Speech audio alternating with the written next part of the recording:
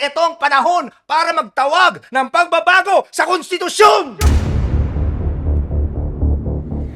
Sa ginagawa ng presidente ngayon. Ngayon na na-discover niya at may ginagawa siya, sino dito sa atin naniniwala na trillions na yun mababalik? Sino? Mababalik 100%?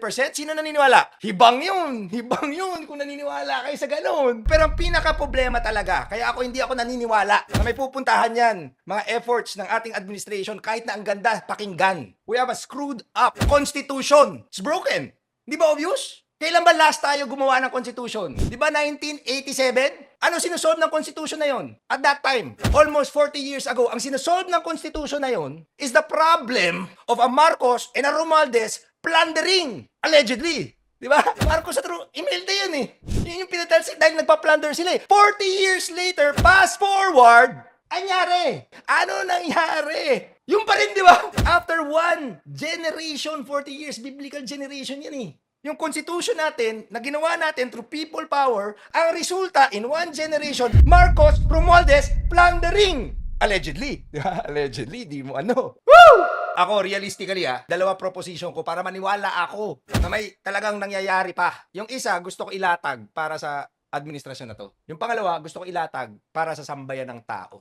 Yung una, ito ang perfect time na divided tayo, nagbabangayan tayo, nag-aaway-away tayo. Ito yung perfect time na magtawag, ininong ni BBM bilang Presidente at Pangulo ng Republika ng Pilipinas. Ito ang panahon para magtawag ng pagbabago sa konstitusyon! Kaalaman na kung sino talaga yung di ba? Yung matitino, tapos i-live stream yan. Magbangayan sila habang nanonood yung buong sambayanan na yung mga Pilipino ang maglalagay, boboto kung sino yung mga representatives nila para dun sa charter change na yan. Oo, alam ko, it will take billions to mount that. Pero yan ang isang tangible solution that will be respected by the democracy and its people. Especially if it's transparent and especially if truly the ones who will be part of that charter change were fully voted in by the people. Hindi yung miniobra.